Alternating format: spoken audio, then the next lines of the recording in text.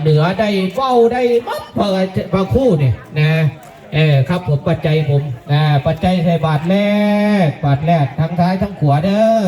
เนี่ยบนท่านคือการอาจารย์ฮอนด้าเนี่ยบนท่านหลายก็เข้าใส่บาทเนี่ยวันอุปถัมภ์อุปถากเป็นหมื่น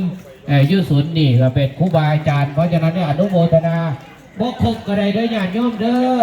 ก้อนน้อยก็ได้ก้อนน้อยก็ได้กันยันบ่ครบนะเฮ็ดน้อยจะเฮ็ดใหญ่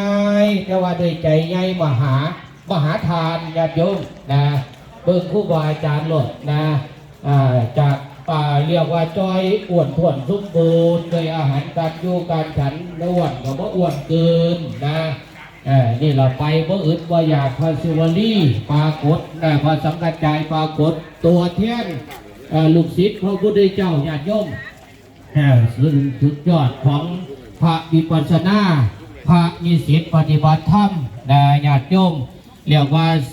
8 มื้อแล้วบ่เก็บบ่ไข้บ่ป่วย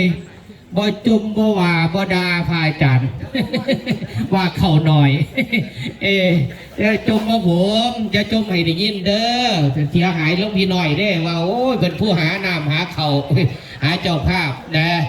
คนล้มผมเนี่ยผมกันเข่าหน่อยเพราะฉะนั้นกันยู่นี่ล่ะพ่อกับราชานนท์อยู่วัดกูมิถิลายู่พุ่นกับว่าอื่นเด้แต่ว่าอาจารย์คือว่าไปกูเนาะจะดอกโอ้ยเพิ่นให้อยู่นี่ราชานนท์เอ้ยแต่เล่าแต่อยู่ปีแรกปี2นะปีนี้เพิ่นให้เฮาอยู่นี่จะดอกแม่กันเป็นวัดกูมิถิลาก็ไปน้ำกันเนี่ยราชานนท์เนี่ยว่าขาดกันเนี่ยพระอาจารย์น้อยไปใส่เราก็ที่ไปหันเนี่ยจนจบปี4แล้วเนี่ยสุดท้ายแล้วปีสุดท้ายแล้วเป็นห่วงลุงพี่น้อยหลายเพราะนะ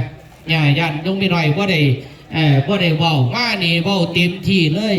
ผมมีผู้ใดเปลี่ยนไม่ดอกนะแต่ว่าจะขอคือกลุ่มมือนี่เด้อกลุ่มที่8ให้ลุงพี่น้อยเว้าแล้วก็ได้เด้กลุ่มที่9ต้องให้น้องหาคัดสรรที่มือนี่ดีว่าให้ไหวพระว่าเลยว่าให้ศีลนะเก้าสมโภกันหยวนยุ่งมือนี่เพราะฉะนั้นกลุ่มที่9มืออื่นเด้อเตรียมตัวดีๆซักซ้อมดีๆฝึกที่มือทั้งสถานีวิทยุ FM 101.75 FM อาจารย์มหาพิรัติกรเป็นเกือบสุดท้ายอาจารย์ประโยคเก้าได้ประโยค9 3 4รูปเรียกครูบาอาจารย์นี่นาคหลวงท่านมหานาคหลวงนี่มหาจืดนี่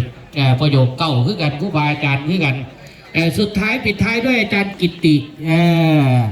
เรียกว่าผู้ช่วยวิปัสสนาพระครูภาวนามาว่าไรก็เล่านี่เราเว้าจ้อยๆเนี่ยนะญาติโยมเด้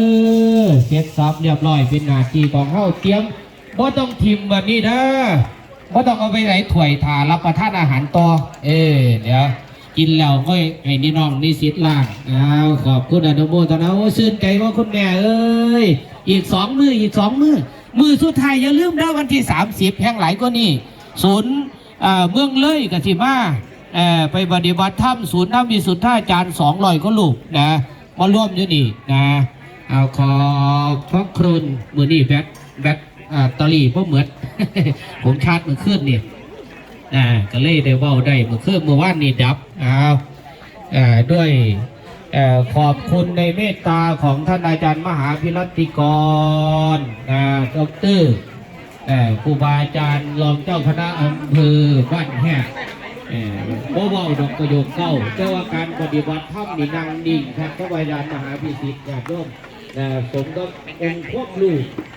พวกเราผู้ใดประโยคเก้าเว้าจ้อยอยู่เพราะว่าสามารถไปถามอาจารย์พิสิทธิ์ตลอดเนี่ยเรื่องวันนี้เรื่องมันเรื่องนี้พอแบบไวยากรณ์นี่อาจารย์ผมพูดนี่อาจารย์ไวยากรณ์เนี่ยผมสอบก็ได้แปลได้เนี่ยพอผัดเป็นผัดซี่เนี่ยไปเยี่ยมกระทักเนี่ยต่อแบบบอกอาจารย์ปัญจปาโอ้เดี๋ยวเอาบ้างฟังปัญจปาเลยชื่นใจคนย่องว่ามีจิต